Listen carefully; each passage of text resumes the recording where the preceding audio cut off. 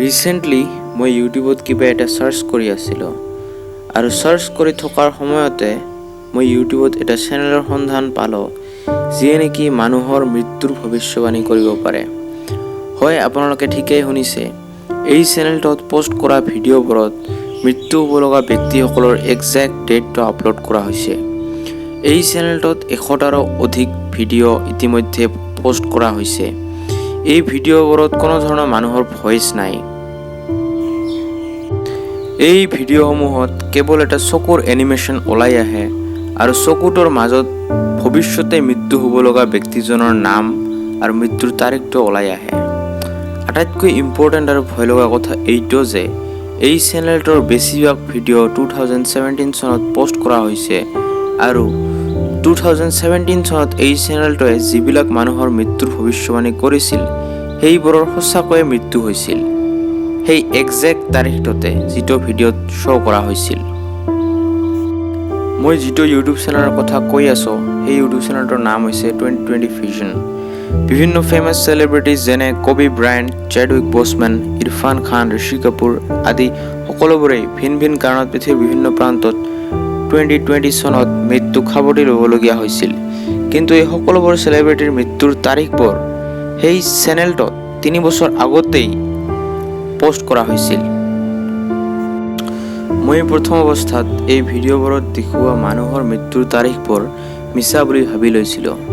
কিন্তু যেতিয়া মই গুগলত সাৰ্চ কৰিলোঁ বিভিন্ন চেলিব্ৰিটি যেনে ইৰফান খান, চেডউইক বচমেন, কবি ব্ৰায়েণ্ট আৰু আন চেলিব্ৰিটিৰ মৃত্যুৰ তাৰিখবোৰ, মই সঁচাকৈয়ে ভয় খাই গ'লোঁ। কাৰণ গুগলত সাৰ্চ কৰাতে মই দেখিলোঁ যে ফেমাছ চেলিব্ৰিটি কবি ব্ৰায়েণ্টৰ মৃত্যু হৈছিল 2020 চনৰ 26 জানুৱাৰীত আৰু 2020 ভিজন চেনেলটোত আপলোড কৰা কবি ব্ৰায়েণ্টৰ ভিডিঅ'টোত এনেদৰে দেখুওৱা হৈছিল।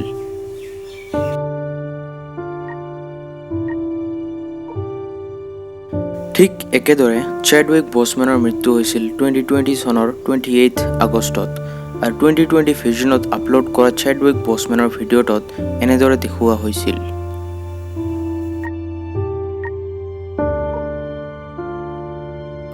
ঠিক একেদৰে ঋষি কাপুৰৰ মৃত্যু হয় 30 এপ্ৰিল 2020 চনত আৰু 2020 ভিজনৰ ভিডিঅ'ত দেখুওৱা ডেটটো হৈছে এইটো।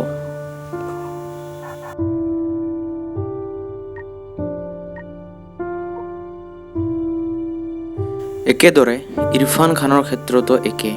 মৃত্যু হয় 29 এপ্ৰিল 2020 আৰু ভিডিঅ'ত মৃত্যুৰ ডেটটো দিয়া হৈছে এইটো।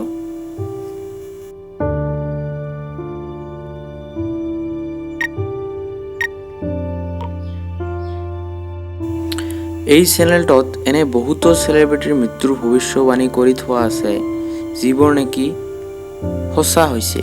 এই চেনেলটোৰ আঁৰত জানো কোন আছে? কোনে এই চেনেলটো অপাৰেট কৰি আছে? কোনে এই চেনেলটোত এনেধৰণৰ ভয়াৱহ ৰহস্যময় তথ্য আপলোড কৰিছিল? আৰু সি কেনেকৈ গম পাইছিল যে 2020 চনৰ উক্ত মাহৰ উক্ত দিনা কোনজন চেলিব্ৰিটিৰ মৃত্যু হ'ব? এই সকলোবোৰ প্ৰশ্নৰ উত্তৰ আজিও এক ৰহস্য হৈ আছে।